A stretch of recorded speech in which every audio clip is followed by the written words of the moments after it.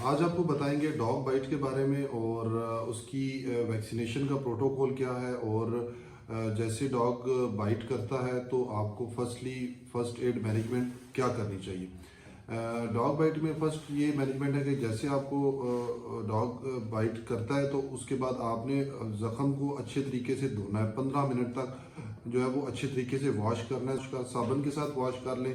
15 minute तक अच्छे तरीके से टूटी के पानी से उसको सही अच्छे तरीके से वॉश करें। अगर इमरजेंसी में किसी हॉस्पिटल सेटिंग में आप होते हैं तो उसमें नॉर्मल सलाइन के साथ जो आम ड्रिप होती है उसके साथ ज़ख़म को अच्छे तरीके से साफ़ करें। उसमें जो डर्ट है, जो कुत्ते का मवाद जो उसकी सलाइवा के साथ लगा होता है वो उसकी सफाई करना सबसे ज़्यादा ज़रूरी है। उसके बाद आम आवाम की इंफॉर्मेशन के लिए ये चीज़ है कि डॉग बाइट की मैनेजमेंट में कैटेगरीज हैं कि डॉग किस तरह काटे और ज़ख़म की नौयत किस तरह की होनी चाहिए जिसमें आपको वैक्सीन लगवानी चाहिए।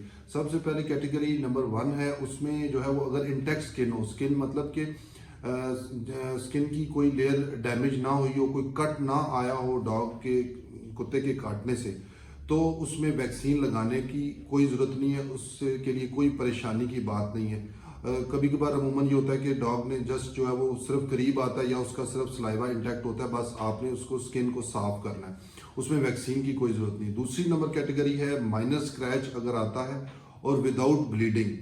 अगर स्किन का स्क्रैच आ जाता है और ब्लीडिंग नहीं होती, सिर्फ स्क्रैच आता है स्किन पे, तो सिर्फ वैक्सीन लगती है रेबीज़ की। ठीक है, उसमें रेबीज़ वैक्सीन का शेड्यूल जो है वो है 0, 3, 7, 14 और 28 डेज पे जो है वो वैक्सीनेशन लगवानी ज़रूरी है।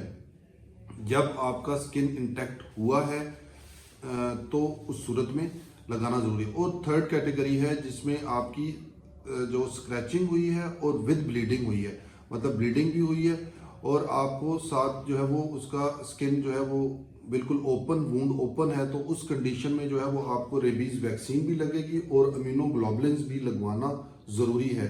और ये वैक्सीन जो है वो आम तौर पर गवर्नमेंट सेटअप्स पे ही अवेलेबल होती हैं। इसलिए आवाम की इंफॉर्मेशन के लिए यही है कि जब भी इस तरह का चीज़ हो तो करीबी क्लिनिक पे जाएं और घर में ना बैठें और ज़ख़म की सफाई का ख़ुसूसी ख्याल रखें। और उसमें यह है कि आपको एंटीबायोटिक्स यूज़ करने चाहिए ताकि ज़ख़म ख़राब ना हो।